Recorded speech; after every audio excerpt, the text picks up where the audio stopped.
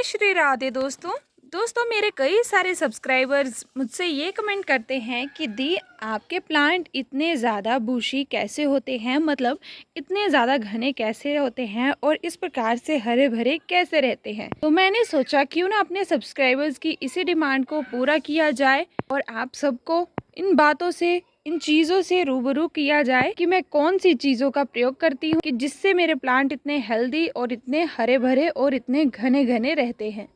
तो इसके पीछे ना टोटली दो कारण हैं। जो सबसे पहला कारण है वो है गोबर के उपले का। मतलब आप सबको तो पता ही है कि मैं गोबर के उपले का फर्टिलाइजर प्रयोग करती हूँ। तो वीडियो शुरू करने से पहले हम वही तैयार कर लेते हैं। देखिए ये रहा गोबर का उपला और ये रहा पानी वाला ड्रम। यहाँ से हम 1 बाल्टी पानी लेंगे या फिर आधा बाल्टी पानी। हमने उतना प्रयोग करना है जितने में कि हमारा उपला अच्छे से डूब जाए, या फिर उससे ज़्यादा भी ले सकते हैं। तो ये रहा हमारा उपला, हम इसे डाल देंगे इसमें। देखिए उपला काफ़ी बड़ा है तो कुछ इस प्रकार से ये ना पहले ऊपर ऊपर आता है। ये तो बाल्टी के साथ सेट हो गया ना, ऐसे ये ऊपर उठेगा। तो आपने इसे अच्छे से डुबोना है। देखिए अब इसमें बुलबुले उठना शुरू हो चुके हैं, मतलब इसमें पानी भरना शुरू हो चुका है और थोड़ी ही देर में ये अपना पूरा ही जो भी इसका असर होता है वो पूरा पानी में रिलीज कर देगा, जिसकी वजह से क्या होगा, ये जो पानी है ये एक लिक्विड फर्टिलाइजर में कन्वर्ट हो जाएगा। इसका प्रयोग किस तरह से करना है, ये गोबर के उपले की खाद जब अच्छे से तैयार हो जाएगी तब मैं आपको बता दूंगी। अब दूसरी चीज के बारे में जान लेते हैं।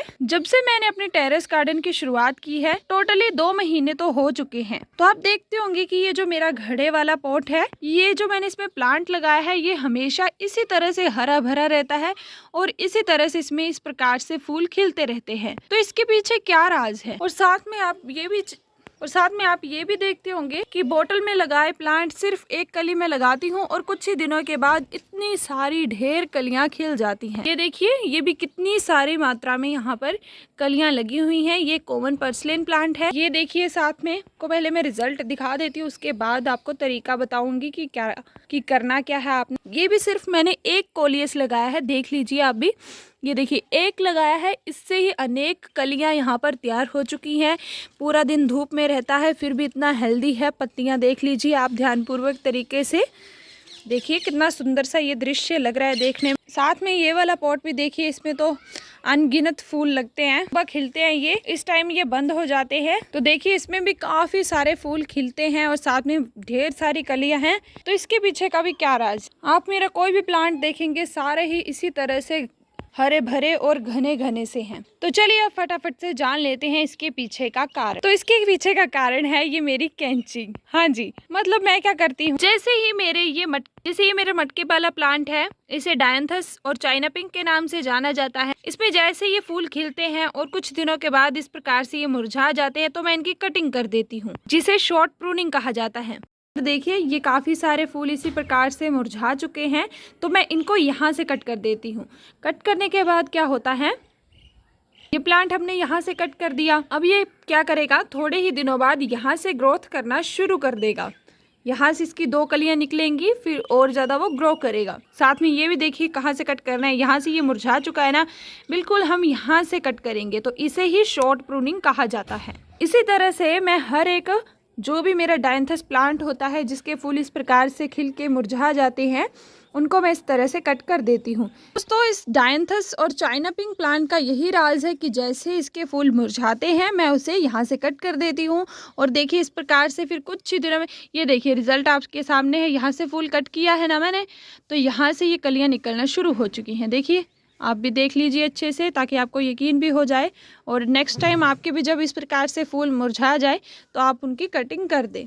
ये नहीं है कि जड़ से कट कर देना है। जड़ से आप जब कट करेंगे ना उसे हार्ड प्रूनिंग कहा जाता है। उसे ग्रो होने में तो फिर काफी टाइम लगता है। आपने ये काम नहीं करना है, आपने हमेशा शॉर्ट प्रूनिंग करनी है। आपके पौधे की ग्रोथ नहीं हो रही है या फिर आपका पौधा मर रहा है, कुछ भी हो रहा है, तो शॉर्ट प्रूनिंग एक बार करके जरूर देखें। आपको थोड़े ही दिनों के बाद कुछ इस प्रकार का रिजल्ट मिल जाएगा। तो इसी वजह से मेरा ये पॉट हमेशा आपको हरा भरा दिखता है और फूलों से भरा हुआ दिखता है। और साथ में मेरे एक डियर सब्सक्राइबर का ये भी कमेंट आया था कि मेरा जो डायंथस प्लांट है, चाइना पिंक प्लांट है, उसकी जड़ें जो हैं, प्लांट जो है वो गल रहा है, तो इसके पीछे क्या कारण है। जैसे कि आपको पता है बरसात काफी ज्यादा, मतलब बारिशें काफी ज्यादा हो रही है। अगर आपका प्लांट बाहर रहता है ना, तो उसे कृपया करके वहां से उठा लीजिए, क्योंकि हमारे इस प्लांट को ना इतना ज्यादा पानी नहीं चाहिए होता है जितना बारिश में उसे मिल रहा है। उसी की वजह से इसकी जड़ें जो है वो गलना शुरू कर देती है। क्योंकि हमारे पौधे के लिए जिस तरह से पानी जीवन दान है, ये मृत्यु दान भी बन सकता है। मतलब ये इसे मारने का भी काम कर सकता है अगर हम इसे ज्यादा मात्रा में देंगे तो। इसीलिए ये काम बिल्कुल ना करे, इसे बारिश में तो बिल्कुल ना रखे। मैं भी इसे बारिश में नहीं रखती हूँ। जैसे बारिश होती है यहाँ पर मैं छत के नीचे इस प्रकार से रख देती हूँ। कुछ दिन पहले मुझसे भी ये गलतियां हुई थी, इसके कारण मेरा प्लांट ने फिर से मरना शुरू कर दिया था। बट फिर से मैंने क्या किया, कैंची उठाई, उसकी शॉर्ट प्रूनिंग कर दी और अभी देखिए फिर से कुछ इस प्रकार का हरा भरा रिजल्ट मिल चुका है।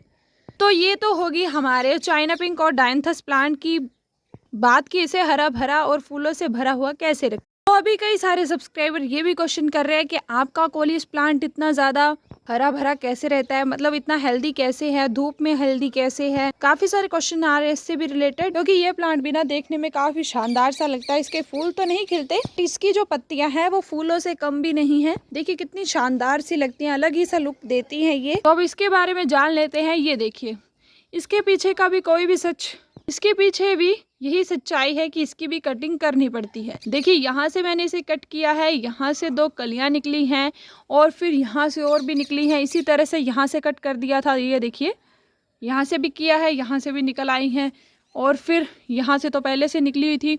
इसी तरह से ये मेरा पूरा ही पॉट अच्छे तरीके से भर चुका है कोलियस प्लांट से। देखिए कितनी सुंदर सी लगती हैं ये देखने में। आपने सिंपली कटिंग ही करनी होती है, ठीक है ना। शायद अभी भी आप सबको यकीन ना हो, इसीलिए मैं इसको भी कट करके दिखा देती हूँ। यहाँ से लेंगे हम, ये देखिए यहाँ से कुछ इस तरह से और इसे कट कर देंगे। तो पहले से यहाँ से निकल रही हैं कलियाँ, ये और अच्छे से डेवलप हो जाएंगी, यहीं काम करना शुरू कर देंगी ये, तो और भी ज़्यादा ये घना हो जाएगा। अब आप सोच रहे होंगे कि इस कटे हुए हिस्से का क्या करें, क्या इसे कचरे में फेंक दें? तो बिल्कुल भी नहीं, कचरे में तो बिल्कुल ना फेंके। ये देखिए मेरा कोलियस प्लांट किस में लगाया मैंने, बिल्कुल इस छोटे से डिब्बे में लगाया है। अगर आपके पास डिब्बा ना हो तो इस प्रकार की बोतल्स तो जरूर होंगी। ये देखिए बोतल का अपर पार्ट भी मैंने यूज किया है और इसमें भी कुछ इस प्रकार से कोलियस लगाया है। इसकी भी मैंने कुछ इस तरह से यहाँ से कटिंग की थी और यहाँ से शूटिंग्स निकल आई हैं। बहुत ही बढ़िया तरीके से ये ग्रो करते हैं। रिजल्ट आपके सामने है। बोतल में लगाइए, किसी भी चीज में लगाइए, आसानी से ग्रो हो जाता है। अब आपको ये वाला हिस्सा मैं लगा के भी दिखा देती हूँ। आपने क्या करना है, ये वाली मतलब हम इसे यहाँ से लगाएंगे ना, तो इसके पास जो भी पत्तियां हैं उनको हटा लेंगे हम, ठीक है, इनको हटा लेंगे यहाँ से, ठीक है। तो देखिए कुछ इस प्रकार से मैंने पत्तियों को हटा लिया है। अब आप सोच रहे होंगे कि हमारे पास ना तो बॉटल है, ना तो हमारे पास कोई पॉट है, कुछ भी नहीं है आपके पास। तो इस प्रकार की पॉलीथीन तो आपके पास जरूर होगी। अगर ये वाली नहीं है तो आपके पास जो भी है ना, मतलब कोई भी लिफाफा है ना, तो उसमें आपने कुछ इस तरह से मिट्टी डालनी है और उसमें ही इस कटिंग को लगा दीजिए, ठीक है। इस तरह से आपने लगा देना है। देखिए इसकी पत्तियाँ बड़ी हैं तो आपको दिखाई नहीं देगा। मैंने गड्ढा निकाला इसमें और इस तरह से इसे लगा दिया। अब ये इसमें भी बहुत ही अच्छे तरीके से ग्रो हो जाएगा। अब जब भी आपके पास पॉट आए या फिर बोतल आए, कुछ भी होगी आपके पास, तब आपने इससे उसमें कन्वर्ट कर देना है। अगर नहीं करना चाहते तब भी रहने दीजिए, ये तब भी काफी अच्छे से ग्रो हो जाएगा। पानी मैं इसमें दूंगी नहीं, क्योंकि देखिए पहले से काफी मात्रा में इसमें नमी बरकरार है, ठीक है। और हम इसे छाया में रख देंगे यहीं पे। अब कई सारे सब्सक्राइबर ये भी क्वेश्चन कर रहे हैं कि कॉमन पर्सलिन प्लांट को किस तरह से घना करे, कौन सा फर्टिलाइजर दें, ज्यादा फूल लाने के लिए क्या करें।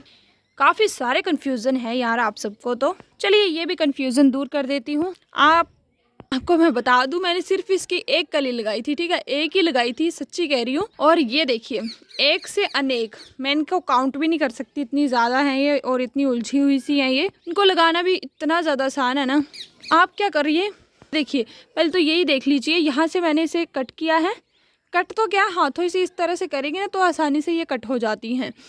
तो यहाँ से मैंने इसे निकाल दिया था, तो यहाँ से और निकली और फिर आगे आगे ये इसी तरह से मल्टीपल होती रहती हैं। एक पर ही आप देखेंगे तो इस तरह से अनेक 2-3 इस तरह से लगी होती हैं। और सुबह के टाइम ना ये पूरा ही पॉट ना फूलों से भरा होता है। इस टाइम ये इसकी पत्तियां भी सो जाती हैं कुछ इस तरह से और ये फूल भी इस तरह से सो जाते हैं। तो इसे घना करने का फिर से यही तरीका है कि आप इसकी कटिंग कर दीजिए। ज़्यादा नहीं कर सकते तो यहाँ से कर दीजिए, ठीक है, यहाँ से कर दीजिए, यहाँ से भी कर देंगे ना, फिर यहाँ पे 2-3 शूटिंग्स और निकलेंगी इस तरह से और आपका प्लांट घना हो जाएगा। तो चलिए इससे भी लगा के दिखा देती हूँ। जैसे कि ये यहाँ से ना निकला हुआ है ना, तो हम इसे निकाल लेंगे। ये देखिए निकाल लिया मैंने। कैंची का भी आपने इसमें प्रयोग नहीं करना है अगर नहीं करना चाहते तो कुछ दिन पहले भी मैंने इसे लगा के दिखाया था इस वाली बोतल में। मुझे अभी भी जगह यहाँ पे खाली लग रही है तो मैंने सोचा फिर से लगा देती हूँ एक। तो ये देखिए इस तरह से हम इसे इसमें लगा देंगे। ये काफ़ी हार्ड हो चुकी है तो थोड़ा इसे खोद के लगा देती हूँ। ये देखिए छोटा सा गड्ढा निकाल लिया मैंने। सिंपली इसे इस तरह से लगा देना है और आपको मैं इसका कल ही रिजल्ट दिखाऊंगी कि यहाँ पे फूल खिला होगा। देखिए सेंटर में लगाया मैंने, भूलना मत आप, फिर आप कहोगे कि आपने तो झूठ कह दिया। तो ये देखिए यहाँ पे लगा दिया है। यहाँ पे ऑलरेडी फूल खिला हुआ है जो बंद हो चुका है। सुबह ये खिलेगा फिर से, देखना आज लगाओगे कल ही इसका फूल खिल जाएगा, ये तो गारंटी है, क्योंकि मैं इस फूल को काफ़ी ज़्यादा आजमा चुकी हूँ। और आपको यकीन नहीं होगा तो यहाँ पर भी देख लीजिए, जूट की बोरी में मैंने इसे लगाया है। और यहाँ पर देखिए यहाँ से भी कट किया था, यहाँ से भी शूटिंग्स निकल आई हैं, घना भी हो गया है, फूल भी खिलते हैं, काफ़ी सुंदर सा दृश्य देखने में लगता है। तो आई होप आप सभी अब अच्छे तरीके से समझ गए होंगे कि अपने प्लांट को घना किस तरह से बनाया जाए। ग्रोथ नहीं हो रही है तो एक बार शॉर्ट प्रूनिंग करके ज़रूर देखें, क्योंकि वैसे भी तो आप हर तरीके अपना रहे हैं, तो एक बार कटिंग करके भी ज़रूर देखें, ठीक है। अब आप सब ये तो समझ गए, कटिंग के माध्यम से पौधे को घना बना लिया। अब ये जान लेते हैं कि हमने इस गोबर के उपले का फर्टिलाइज़र तो अब ये जान लेते हैं कि गोबर के उपले का इस्तेमाल किस तरह से हमने करना है। तो जैसा कि मैंने आप सबको कहा था कि ये जो पानी है ये भी फर्टिलाइज़र में चेंज हो जाएगा। देखिए पानी का रंग आप देख सकते हैं, अब फर्टिलाइज़र के रूप में बदल चुका है, के रूप में आ चुका है। तो फटाफट से अपने इस उपले को निकाल लेते हैं। यहीं से मैं ब्रेक कर लूँगी इसे। और इसे ना जब अच्छे से हम पानी में डिप करके रखते हैं ना तो तोड़ना भी इसे काफ़ी आसान हो जाता है। काफ़ी अच्छी और भुरभुरी सी खाद यहाँ पे तैयार हो जाती है। आपने क्या करना है, इस तरह से सिर्फ एक मुट्ठी लेना है आपने, और जिस भी पॉट में आप इसे डालना चाहते हो, जिस भी आपके गमले को पौधों को नीड है खाद की, ये डाल दीजिए कुछ इस तरह से। देखिए मैं इसी तरह से इस्तेमाल करती हूँ, हर बार आप सबको बताती रहती हूँ, बट शायद आपको यकीन ही नहीं होता है मेरी बातों पे। तो मैंने सोचा कि आज इसका प्रैक्टिकल आप सबको करके दिखाई देती हूँ। तो इस तरह से मैंने बिखेर के डाल दी है खाद। अब ये मैं क्यों इस्तेमाल करती हूँ, क्योंकि गोबर के उपले में पाई जाती है नाइट्रोजन, जो कि हमारे पौधे को चाहिए होती है। नाइट्रोजन की वजह से ही हमारे पौधे की पत्तियों का रंग हरा होता है, और साथ में हमारी पत्तियों का निर्माण भी नाइट्रोजन की वजह से ही होता है। तो इसे डालना कभी भी ना भूलें। अगर आपका पौधा काफ़ी कमज़ोर है तो हफ्ते दर हफ्ते इस खाद का इस्तेमाल करते रहें, एक एक मुट्ठी हर एक पॉट में। पर हाँ, एक बात का ज़रूर ध्यान रखें कि इस तरह से हमेशा डिप करके ही इस्तेमाल करें, क्योंकि गोबर में पाई जाती है मीथेन गैस। उसी को रिड्यूस करने के लिए मैं इसे पानी में डिप करके रखती हूँ, क्योंकि हम इसे अगर डायरेक्ट डाल देंगे ना तो मीथेन गैस हमारे पौधे को जला भी सकती है। अगर हमने ज़्यादा मात्रा में अगर सूखे हुए उपले का इस्तेमाल कर लिया तो जब पानी में डाल देंगे तब काफ़ी हद तक मीथेन गैस रिलीज़ हो जाती है, रिड्यूस हो जाती है, जिसकी वजह से वो हमारे पौधे पर रिएक्ट नहीं करती है और फिर डायरेक्ट हमारे पौधे को नाइट्रोजन ही मिलती है।